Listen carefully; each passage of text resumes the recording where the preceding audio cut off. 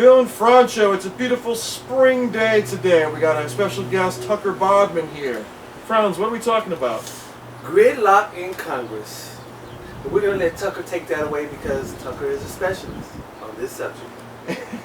All right. Well, I just kind of have I feel like that President Obama's put out his budget now, and they've been asking for that for a long time, and I just have that feeling that it's not ever going to pass the House of Representatives. So the Republicans don't seem to want to compromise at all on any of their issues, and I feel that President Obama's, taking some hits from his own side in doing what he thinks is the right thing to put this economy back on track.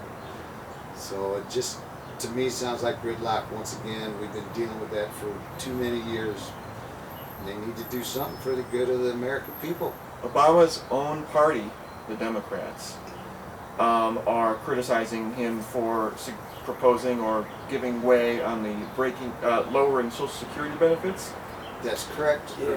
Lowering benefits, just in general that the government provides for people, and you have to cut a little bit everywhere. I mean, it has to be fair across the board and not just on the backs of the middle class or the poor or whatever I guess the question I have is this.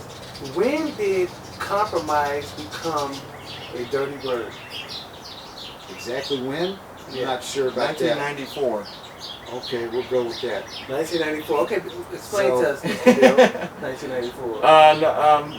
I'm joking, but that's pretty much when the the Republican Revolution happened or something, and that's when Newt Gingrich and their whole gang, they became super determined to basically ruin all democratic advances. And but I think compromise as it becoming a dirty word happened maybe a few terms after that, maybe sometime in right around when Bush was elected. That's my guess. Right, and then the Tea Party brought it to fruition big time, and they really don't have any intention of compromising on any of their issues, and I just think that's going to be a big roadblock and a big problem to getting, like I said, getting this economy back on the road again. Okay, so do you think the Democrats should support the new budget that the president's putting out? Well, I think they should, because we have to make some decisions, and if we keep kicking the can down the road, it's only going to get worse. It's going to be more expensive when they decide to do something. So it just, they're not serving the American people. They're serving the people in Congress, their interests, and they're worried about getting reelected, and I just think that shouldn't have anything to do with setting a policy for this country. I guess my biggest concern is, when I say this, when I talk about this subject, slavery, it's not about black slavery, because that's a long time ago. I'm concerned with us being modern day slaves. Me, Tuck, and Bill, all on the same plantation picking cotton. It doesn't make any sense. You know what I'm saying? What do you mean by that? Well, I mean, if we don't compromise, we might all be on the plantation picking cotton. Well, I mean, true. Well, not cotton, because cotton, that was a long time ago. Maybe rutabagas. Or cell phone parts or whatever it is, that's out now. We definitely need to compromise. I think we need to get our budget, our country together. Let me ask you something on this subject anyway. Should we stop spending so much money in foreign countries, giving them aid? Because we're giving a lot of aid out, and our military is in a lot of countries. Should we still be in Germany? Should we still be in all these places that we helped defend at one point? That's two questions at once. Yes, it is.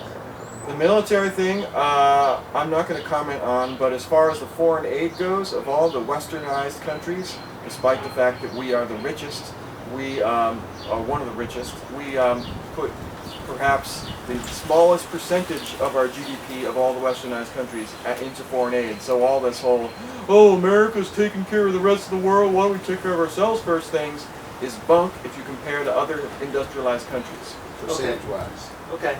Yeah. But as far as the defense budget, we should cut that, you're saying? I certainly agree with that. Okay. I think one thing that would really make a difference is our dependence on foreign oil.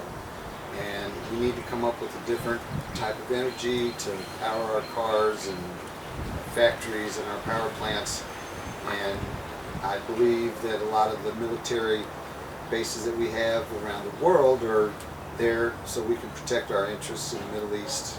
And so if we didn't have to depend on Saudi Arabia and all the other countries that we get oil from, I don't know that we would have to be extended as far as we are in the world as far as our military goes. It just doesn't seem worth it to me for oil. I know we have the ability, the technology to find a better way to do it, but probably the political arena is going to get in the way of doing the right thing there too. So go back to gridlock once again. Right. Maybe Tucker Bodman for Congress. No way. Sorry. The reluctant leader is the best leader you can ever get. You have to track me down. Yeah. How about Tucker Bodman for songwriting? Yeah, let's do that. I'm down with that now. Well, wear it up. Let's get into that then. Let's talk about it. So you write songs, is that correct? I do write songs. I've been writing songs for quite a few years, and so the song I'm going to do today is called "How Could I Be So Lonely." It has kind of a jazz flavor to it. Jazz. It's about, you know, finding love in a bar scene or clubs or whatever, and drinking a little bit of that alcohol, and then before you know it, you can't see straight. I'm telling you. The most beautiful woman you've ever seen in your life can come by, and you don't even know she's there. Well, I can tell you this much. Since you said the song is about bar scenes and finding love, I found my share of loves plenty nights in my youth, in the clubs. Is it true love, though? Well, it wasn't true love, but it was necessary love for that evening. Necessary Love. That's a song title too. Okay. That's next week, right? This is an original song called "How Could I Be So Lonely." How come you can know me? I have never seen your face before. How could I be so lonely? I must have had the right time and place for you to see me without a trace.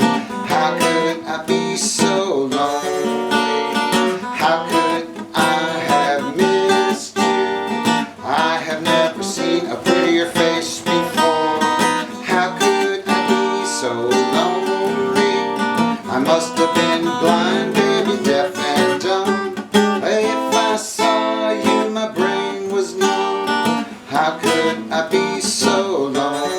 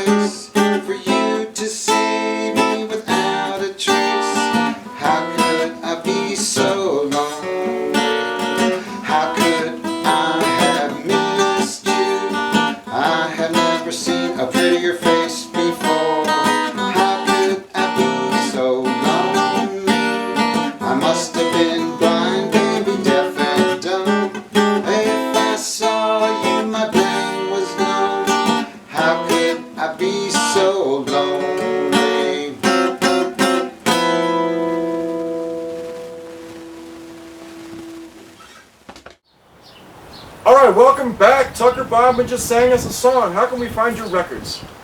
I have a CD available. It's called Sound Investment on cdbaby.com.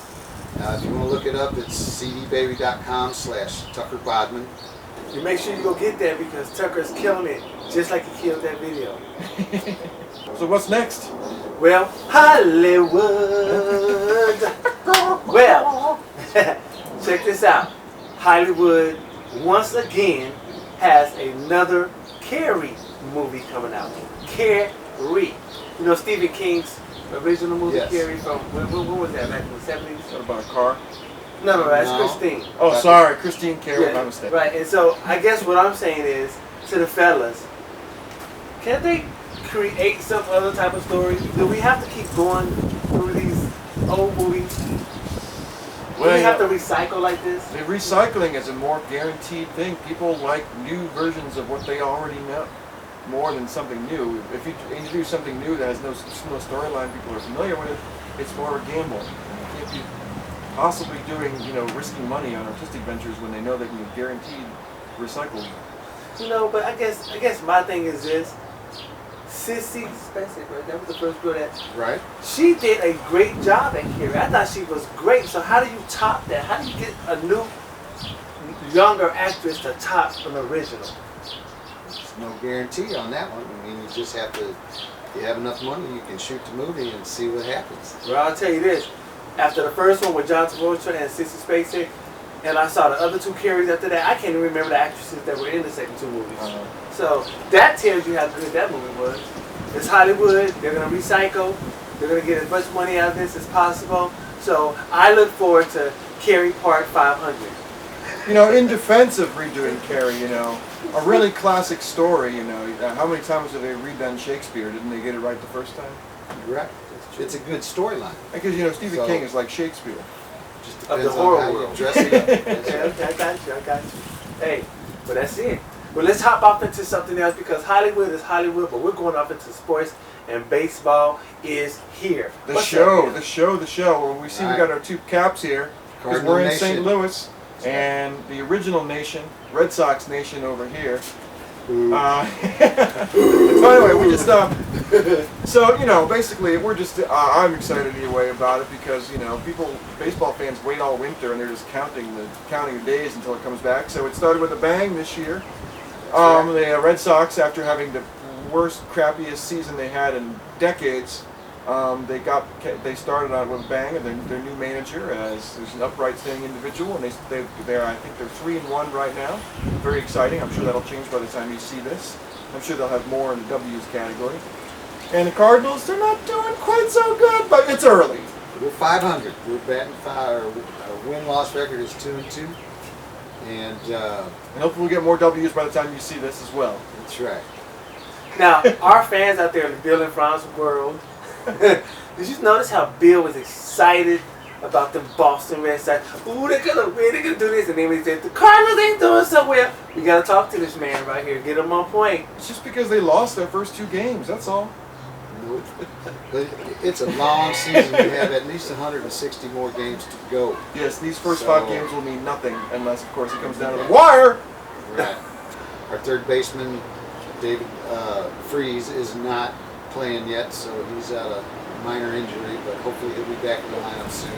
So, And, Mr. Freeze is on the freeze. Right now, but he's going to thaw out here. You better watch out. All right. He's going to knock one out of the park. In Boston, we're very excited because we got a new rookie in left field. His name is Jackie Bradley Jr. He's just still, he might even still be a teenager, and he is coming out with a bang. He had during spring training, had a 400 average, and on his first Major League game, he got 3 or 4 hits and RBIs and did some crazy Willie Mays catch. He was all in his first game. It was amazing, huh? He's a fresh new face. He's an up-and-coming star. Well, hopefully it won't be the Cardinals against the Red Sox because we don't know where Bill's going to That go would on be this awesome. Yes, we do. No doubt. The Cardinals will be victorious. Okay. Because we got an 0-1 back from that World Series where the They Cardinals can win didn't one show game in the up. series. Yeah, there you go. One and out. Boston in 5, yeah, so the Cardinals can win 1 game. All right. See, we're going nowhere. You see, we're going nowhere with this, but we're not going to take Bill to a bar and watch the game because we do not want him to get mugged or killed in St. Louis. Oh, I do this all the time. I wear this all the time. At least it's the right colors. Because the Cardinals, Cardinals Nation, they're enthusiastic about their team, but they're not crazy stab you in the back people like the Yankees and Red Sox fans are. Chicago Cubs fans too. They will stab you in the back. Okay. That's the Bill and Frantz Show right there. We have to end it like that because that's just perfect.